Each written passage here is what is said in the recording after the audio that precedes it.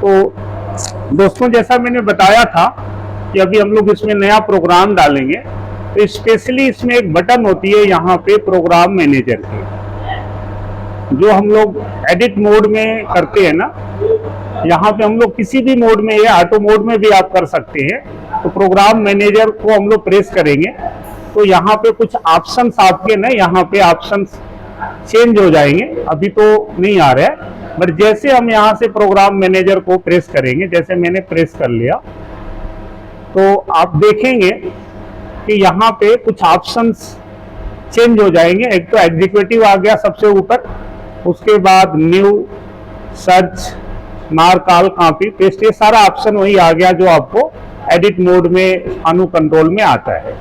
लेकिन अब यहाँ पे न्यू बनाना है ना दोस्तों, तो यहाँ पे आपको न्यू को क्लिक करना है। करिए प्रदीप, है ना। तो न्यू को क्लिक करेंगे तो अब यहाँ पे प्रोग्राम का नंबर नहीं देना होता है, सीमेंस कंट्रोल में प्रोग्राम का नाम देना होता है। मैंने यहाँ पे लिख दिया उदय, लिख दीजिए UDAI, UDAI।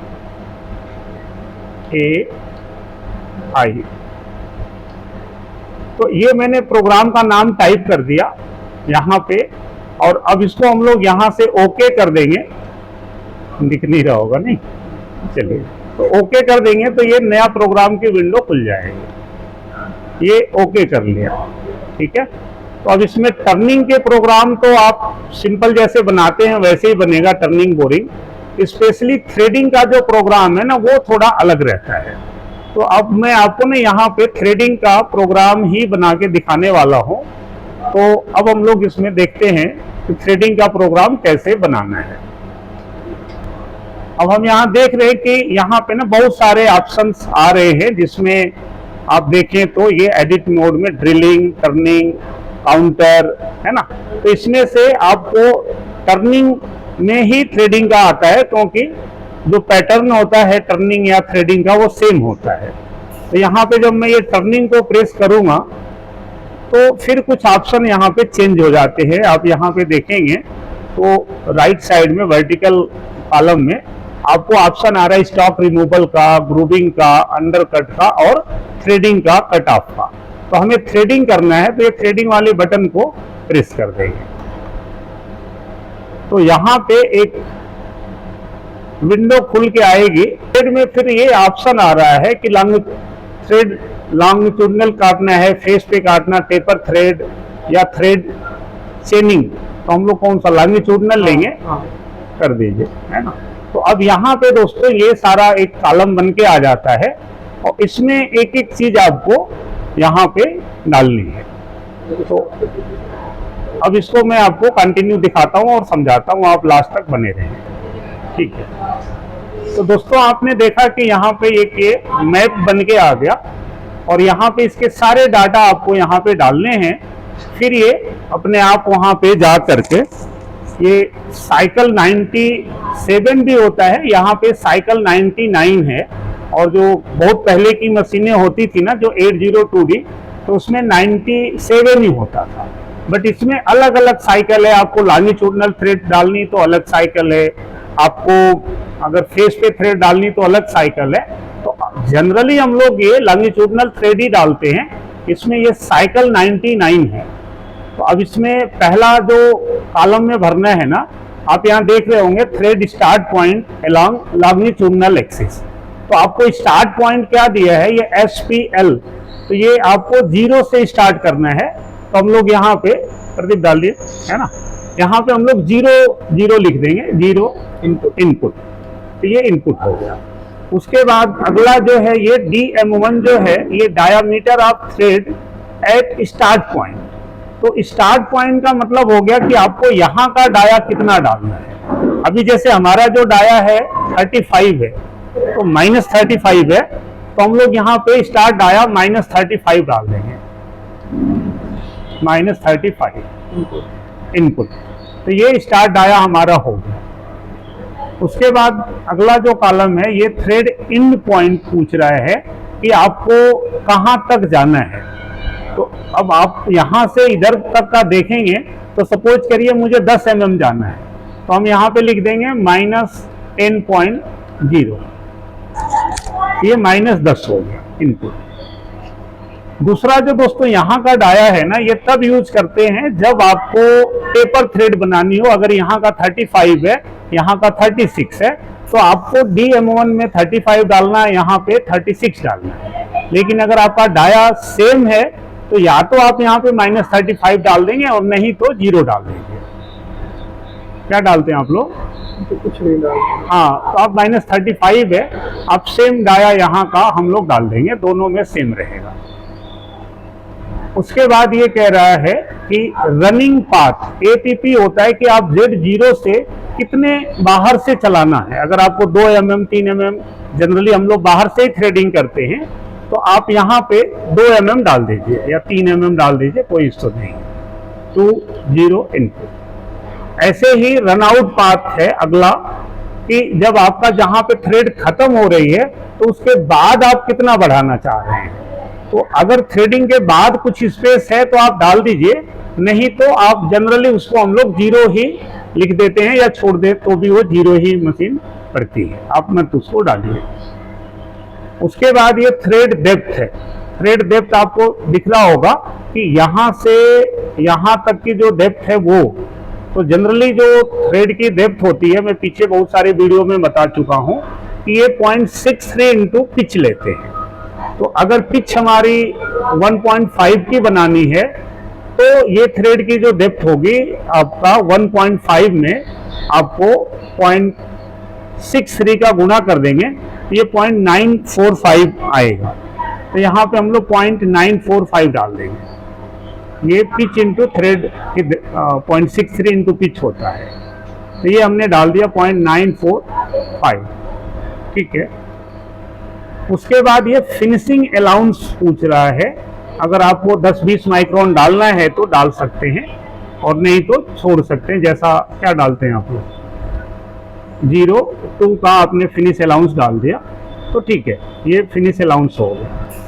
इनफीड एंगल होता है दोस्तों, यहाँ पे आप देख रहे होंगे एक तरफ का पूछ रहा है और यहाँ पे लिखा भी है इनफीड एंगल विदाउट साइन। तो अगर हम लोग मैट्रिक थ्रेड बनाते हैं ना तो ये 60 डिग्री होता है टोटल, तो एक तरफ से आपको 30 डिग्री डालना है। और आप इंचेस की चूड़ी बनाते हैं उसमें ये टोटल डिग्री जो रहता है ये 55 डिग्री होता है, तो उसका हाफ जो होगा वो 27.5 होगा। तो हमारा ये 30 डिग्री डालना है, हम 30 डाल देंगे क्योंकि ये मैट्रिक थ्रेड है 60 डिग्री की। उसके बाद ये नीचे है NSP, starting point offset first thread, तो ये 0 ही चाहिए और 0 ही रहता है। नंबर ऑफ रफिंग कट, अब आपको देखना है कि ये 1.5 mm की चूड़ी है तो आपको कितने कट में इसको काटना है। और कट में आगे मैं दिखाऊंगा कि ऑप्शन चेंज भी होता है, आपको सेम डेप्थ ऑफ कट रखना है या क्रॉस सेक्शनल एरिया सेम रखना है, वो आगे आएगा। अब आपको यहाँ पे समझो कि लगभग 1.5 mm की पिच है ना, तो जनरली हम लोग इसको 6-7 कट में काटते हैं, तो यहाँ पे 7 डालेंगे या 8 या 6, जैसा आपको मटेरियल और कंपोनेंट के हिसाब से आपको समझ में आता है। तो ये उसको 7 कट में ये काट देगा। तो ये नंबर ऑफ कट हो गया। नंबर ऑफ नॉन कट्स, जिसको हम लोग नंबर ऑफ आइडियल कट कहते हैं, अगर आपको लगता है कि लास्ट में एक बार और जाना है उसी वैल्यू पे तो आप 1 डाल देते हैं, और नहीं डालना है तो 0 भी डाल सकते हैं या छोड़ सकते हैं। ठीक है ना। अगला है थ्रेड की पिच। पिच है हमारी 1.5, तो यहाँ पे 1.5 हम लोग डाल देंगे। अब यहाँ पे दोस्तों आएगा जो मैं बता रहा था, अब यहाँ पे देख रहे हैं कि ये सारे कट सेम रहेगा। अगर हम लोग यहाँ पे 300 के बाद 101 रखते हैं तो ये OD पे चूड़ी बनेगी और डेप्थ ऑफ कट सेम होगा। अगर यहाँ पे 102 कर देंगे तो ये ID में चूड़ी बनेगी और डेप्थ ऑफ कट सेम होगा। चेंज करिए। अगर इसको हम लोग इस तरीके से यहाँ पे 3 रख लेंगे तो क्रॉस सेक्शनल एरिया सेम होगा, शुरू के कट थोड़ा ज्यादा लेगा, जैसे जैसे ये नीचे जाएगा डेप्थ ऑफ कट कम होता जाएगा। तो एक अच्छी थ्रेडिंग के लिए या मशीन पे लोड इक्वल लगे तो ये ऑप्शन हमारे लिए ठीक है। अगर 4 कर देंगे यहाँ पे तो ये सेम आईडी के लिए हो गया। तो हमें ओडी पे चूड़ी डालनी है तो हम लोग यहाँ पे 3 ही रखेंगे। और ये जो चेंज होता है ना, आप यहाँ पे सेलेक्ट बटन्स होती है बीच में, अगर मैं आपको दिखाना चाहूँ तो यहाँ पे ये सिलेक्ट बटन्स है, इसी से वो चेंज होता है। आप दबाएंगे तो ये वैल्यू चेंज हो जाएगी, दबाइए, ठीक है ना। तो ये सिलेक्ट बटन आपने देख लिया, तो ये सिलेक्ट बटन से ये वैल्यू चेंज होगी, आप लिख नहीं सकते वहां, वो अपने आप बदलती रहेगी। चलिए, उसके बाद आगे आता है ऑप्शन हमारा नंबर ऑफ थ्रेड है ये। तो नंबर ऑफ थ्रेड भी हमारा 1 ही रहता है जनरली। अगर कई बार 2 स्टार 3 स्टार करते हैं तो वो चेंज होगा। अगला ये वेरिएबल रिट्रैक्शन पाथ है, ये छोड़ दीजिए, जरूरत नहीं है। और ये भी कोई चेंजेस की जरूरत नहीं, इसको वैसे ही छोड़ दीजिए, ये आपके काम का नहीं है। और यहाँ से ओके कर देंगे। तो ओके करेंगे तो ऑटोमेटिकली ये प्रोग्राम आपका नया जो उदय नाम से प्रोग्राम मैंने लिखा था, तो अभी यहाँ पे ये आ जाएगा। आप दिख रहे हैं यहाँ पे ऊपर साइकिल 97 में ये सारी वैल्यू आ गई। अब इसके ऊपर आप tool number, offset number, RPM ये सब डालते हैं। तो वो मैं आपको दिखाता हूँ कि कैसे वो एडिट कर। तो दोस्तों, आपने देखा कि ये जो साइकिल 99 है ना, इसके ऊपर हमें वो सारी चीज़ें जो नॉर्मल हम लोग यूज़ करते हैं, G90, G71 इसमें करते हैं हम लोग मैट्रिक थ्रेड के लिए, और G95 है mm पर रेवोल्यूशन के लिए। टूल नंबर 2 हो गया। D1 जो है वो ऑफसेट नंबर है, और आरपीएम 800 लिख दिया, और ये 37Z3 पे पोजीशन कर दिया। और ये साइकिल 99 जो है ये अपने आप वहां से आ गया। तो अगर आप चाहें तो ये सारी चीजें इतने लिख लें 37 तक, उसके बाद आप यहाँ से टर्निंग और थ्रेडिंग में जाएंगे तो सीधा यही आ जाएगा। और अगर आप शुरू में ये डाल देंगे तो ये शुरू में आ गया, ऊपर आपको एडिटिंग करनी है। और दूसरा एक ध्यान क्या देना है कि अगर हम लोगों को ये प्रोग्राम चलाना है तो यहाँ से आपको ये एग्जीक्यूट दिख रहा है ना, तो ये एग्जीक्यूट करेंगे तब ये चलेगा। तो एग्जीक्यूट के लिए हम लोग ये बटन को प्रेस करेंगे तो ये एग्जीक्यूट हो जाएगा। तो अब यहाँ पे प्लीज वेट दिखा रहा है, आप अभी ये हो जाएगा एग्जीक्यूट। तो ये फिर समझिए कि आपका चलने के लिए रेडी हो गया और ये प्रोग्राम सिलेक्ट हो गया। तो अब मैं आपको इस प्रोग्राम को चला के भी दिखाता हूँ। तो दोस्तों, आपने देखा कि हमने प्रोग्राम को एग्जीक्यूट कर दिया और टूल भी हमने सेट कर ही लिया था। तो अब इसको हम लोग ऑटो मोड में चलाएंगे। तो यहाँ पे मशीन का मोड है अलग अलग। अब यहाँ से हम लोग ऑटो मोड सिलेक्ट कर रखे हैं। सिंगल ब्लॉक भी कर लीजिए ताकि एक बार दिख जाएगा। सेफ्टी के साथ इसको हम चलाते हैं।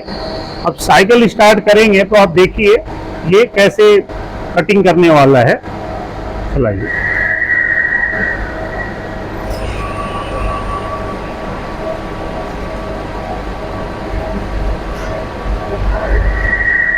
ठीक है, ये टूल गया अपने पोजीशन पे।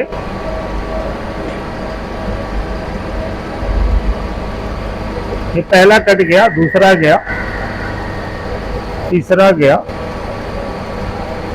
चौथा। हमने थोड़ा साइज को पीछे ले लिया था ताकि अब ये थोड़ा थोड़ा कटना चालू हो गया। देख रहे कटता हुआ। तो ये थ्रेडिंग हमारी कट रही है और बढ़िया थ्रेड बन रही है। तो ठीक है, थोड़ा सा प्लस करके अब हम सिंगल ब्लॉक हटा देंगे।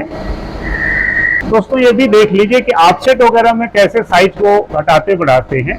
तो आपको जितना भी ऑफसेट देना है ना, यहाँ पे आ गए। और आपको पहले यहाँ पे इक्वल टू की बटन दबानी पड़ती है सीमेंस कंट्रोल में। तो इक्वल टू दबाते ही यहाँ पे कैलकुलेटर आ जाएगा और फिर आपको माइनस या प्लस जो भी करना है, क्योंकि हमारा माइनस में प्रोग्राम है इसलिए यहाँ पे +0.5 कर दिया इनपुट और यहाँ पे एक्सेप्ट कर देंगे तो ये वैल्यू कंपनसेट हो जाएगा। अब मैं इसको सिंगल ब्लॉक हटा के चला देते हैं। तो अब आप देखिए कि एक ही बार में ये कैसा हमारा थ्रेड बढ़िया सा बन जाएगा। चला दीजिए ना।